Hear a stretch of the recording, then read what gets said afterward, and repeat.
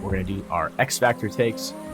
Texas electricity prices were very negative this morning due to massive wind power generation. Bitcoin miners did their part to absorb the excess electricity, energy abundance. So it kind of shows system-wide prices and how they went into negative territory because the wind picked up and started spiking. If you look at the fuel mix, you can see solar and wind were peak generation here on the ERCOT Texas grid. So when that happens, usually this energy is just wasted and not monetized, right? So here's an interesting way to think about this. Imagine if you had a restaurant, right when you got a new oven or something that could make a lot more food. Right when that happened, you made all the food and you had 0 customers. That's the equivalent of what happens here when these green energy projects are financed and there's no way to monetize that generation and that energy is just wasted. We're at this point where battery technology hasn't fully caught up yet to store this energy. There's really no way to monetize this excess abundance of energy. So what better way to do that than with Bitcoin mining, right? Because Bitcoin miners can absorb and utilize that energy and monetize it for the people who are producing this green energy. So what does that mean when you can ROI? Well, if you have a successful restaurant and you're able to ROI that investment, what are you going to do? You're going to open up a second restaurant, right? You're going to expand. And that's what we want to see with green energy. We want to see that expansion. Here's an interesting little conversation here that I saw on this thread that I thought was worth highlighting. It's a guy named Boomer Trek with Pierre Richard, and he says, how does that grid produce excess electricity? A good grid is designed for peaks, meaning that excess should be expected most of the time. The production capability is adjusted to handle demand. Sure, no demand, no production. If electricity is being produced, it must either be consumed or stored. If the demand side isn't there, where is this excess being stored, specifically in Texas? And the answer to that question here is that wind and solar are forced to curtail and eat the opportunity cost, reducing the overall economics of investing in them. That's why it's good for the excess to be consumed by Bitcoin miners. Boomer Trek here says, it takes 10 plus years for a wind, solar, etc. project to get approved to join the US grid, plus construction and line upgrades, etc. The renewable projects currently queued up to join the grid exceeds the entire US grid current capacity. Investment is flowing/robust. And then Pierre says, yes, energy abundance is great. And this is why it's good to have different systems. We have centralized grids and we have decentralized grids, right? We have something like ERCOT in Texas. I'm sure it takes much less time than 10 plus years for a wind or solar project to get approved and up and running, right? Because it's not a centralized utility where it has to get approval from the government and all this stuff. It's a much smaller and state-controlled energy mix where it's like a lot more freedom. It's an alternative. It's another option, right? So we can get those green projects up running much faster on a non-monopolistic grid like ERCOT. Let's look at our next take here. Marty Bent. I wouldn't be surprised if the recent Bitcoin run is being accelerated by a quiet liquidity crisis unfolding through the banking sector. BFTP was a temporary band-aid that was just ripped off and the structural problems still exist. People may be fleeing for the exit. Interesting take here by Marty Bent. I don't really think that is the take just yet. I think a lot of people just really don't understand what's happening. What we're seeing with Bitcoin is just a demand for these Bitcoin ETFs over the past couple of months, right? There's just a structural demand, and in order to meet that demand, you have to buy more Bitcoin and you have to put it in cold storage and you have to custody it, right? So that is just removing Bitcoin from the market. It's just reducing the supply available, which is causing the price to go up. Emergencies have always been the pretext on which the safeguards of individual liberty have eroded. And once they are suspended, it is not difficult for anyone who has assumed emergency powers to see to it that the emergency will persist. Friedrich Hayek. This is just an example, right? And one that happened recently. Let me throw it out there, right? During COVID-19, the whole crisis, the government used an emergency mandate to use this emergency use vaccination, this COVID vaccine. And whether you think the vaccine is good or bad, there's a lot of different takes on that, and some of them more nuanced than others. But even without going down the rabbit hole on that, what the government did to keep that emergency justification for that vaccine is they suppressed and essentially lied about other things, ivermectin being an example, using propaganda to keep this emergency in effect, because they knew if that the emergency was no longer in effect, if there was an actual over-the-counter medication or something that could help with this, they would no longer be able to keep this emergency use, or they could do lockdowns and they could do forced masking and all these different things that they did. So they abused that power to keep the emergency going. This probably caused a lot of lives. A lot of lives were lost because they suppressed this information, right? And now we've seen hundreds of peer-reviewed studies from all over the world showing that ivermectin has been used in humans for literally decades, maybe 50 plus years. People have been using ivermectin as an antiviral, right? For stuff like malaria and different bacterial infections or whatever. Humans have been using ivermectin for a very long time, and it's a very cheap over-the-counter medicine, right? So by suppressing that information and basically calling it a lie, and CNN putting out that it's a horse medication and horse tranquilizer and all this stuff, which it also is, right? Because it's an antibacterial. It can work in humans and other animals as well, right? It's like all of a sudden different mammals can use similar medications, right? If a virus or something is infecting them, something that's an antiviral can help stop the virus from replicating, right? And it might affect hundreds of different viruses. And even if it wasn't amazing, it still helped a lot. It still reduced the viral load, right? So the evidence for that is extremely clear, but there's just an example of a real world application definition of what Spike Cohen here is sharing. Biden just signed a $1.2 trillion spending bill. Here is what $1 trillion in cash would look like to really visualize how much fiat money is being printed and being spent. And a lot of times it's not actually even printed, right? Because they're not even going to take the time to actually print all these $100 bills and make them, unique, and because that would take too long, right? So there would be a proof of work cost from actually firing up the printing press and printing all these bills off, right? It might take years to actually, months or years to actually print up that number of bills, right? Even the Treasury cannot even make this number of bills. It would take too long.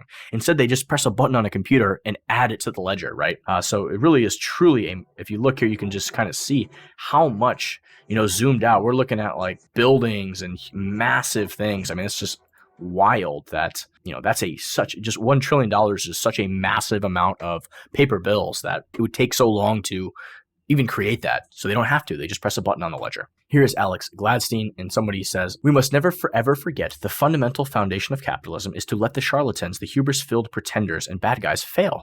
For most of the last 20 years, we are living in a society where this is not the case. There is a price to pay for this charade." Alex Gladstein says, "The lesson of the great financial crisis is that the government will bail out the charlatans. Gains will be privatized, losses will be socialized, and they thought they would get away with it. And they might have, were it not for Satoshi Nakamoto." So when Bitcoin was created, it was on the back of the great financial crisis, and it was released at the same time, right, as an alternative to what was currently happening. Let's move along. Here's a long read from Dennis Porter. I'm not going to read the whole thing, but it says, "The USA can lead the world in Bitcoin, but it won't start in Washington, D.C. If you still do not get while I work at the state level, please pay close attention to this post. I lay out the strategy and the vision for Bitcoin in the USA. We can and will win with or without D.C. The USA has the potential to lead on Bitcoin if we lead on this technology. Americans will greatly benefit from the ability for Bitcoin to enhance our grid, grow our economy, bolster our savings, and protect our right to access the digital economy." This is something we've talked a lot about on The Runway. It's a constant theme of almost every episode. Well worth the read. I will just retweet it. So if you guys follow me, you will see it. Give it a like. Balaji. So I am going to read this one. I think it's not super long and it's interesting. So individuals over institutions. Old money gets their long posts heard by owning legacy media. Think of New York Times as the Ox-Sulzberger group log, and you won't be far off. New money gets their long posts heard by posting on social media. Think of Twitter as Elon's New York Times, and you won't be far off. I think the confusing part is that people see new money posting online as individuals, just like them, and think this is somehow vanity or a waste of time. Then they pick up New York Times and read yet another Oaks-Sulzberger employee covering up the latest Ukrainian Holodomor for profit, and they think this is hard-hitting journalism. At least that's how it used to work. Now social media has flipped legacy media. Legacy media is in steep decline, and new money is contesting old money for narrative dominance. Why? Well, we all learned what happens when you let genuinely evil people like Oaks-Sulzbergers influence the narrative. You get the Iraq War, so they can sell more papers. You get BLM riots, so they can earn more subscriptions. You get them monetizing yet another episode where millions of Russians and Ukrainians kill each other. And you get total internet censorship in the name of democracy, which also coincidentally protects their corporate monopoly. Or you get social media. You get updates on new technologies, from rocket ships to robots to regenerative medicine. You get your own voice, and you get new money posting alongside you on essentially the same terms. You can reply, you can disagree, and you can yell at the billionaires. And if you're really ambitious, you can even become one. So that's what it's about. It's not weird for literal billionaires to do media. Indeed, it's happened for decades. What's unusual about this moment is the media battle between old money nepotists and new money technologists. If old money wins, we get wars. If new money wins, we get Mars. I think we can win, but we'll need your very long posts too. I think it's really powerful, and it's very true of what's kind of been happening and occurring, right? So I just described previously the whole situation with ivermectin and what the legacy media did at the behest of the government to push this narrative on the people. And ultimately, it probably cost a lot of people their lives, right? There was a huge opportunity cost for suppressing the truth. They had a narrative, they had a reason to suppress the truth, and they did. We've seen this with the election, with news stories that come out before the election that might sway if it's exposed as true, right? We see 50 intelligence officers basically put their name on something saying this is Russian disinformation when this was the actual truth, right? So that is really, that behavior, that is the enemy of democracy. That's the enemy of the Bill of Rights and the Constitution. Like, that's just a direct attack on everything that America stands for, and it's wrong.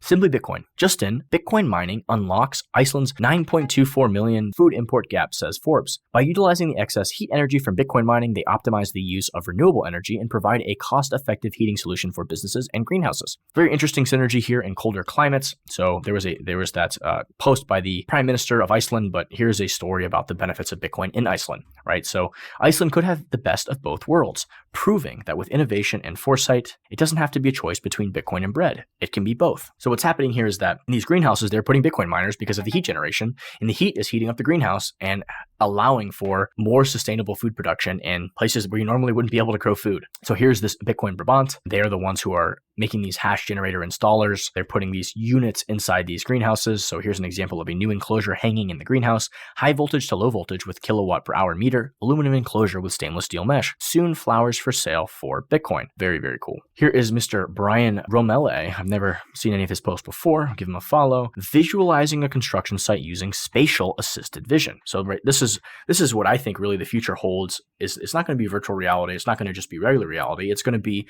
augmented reality.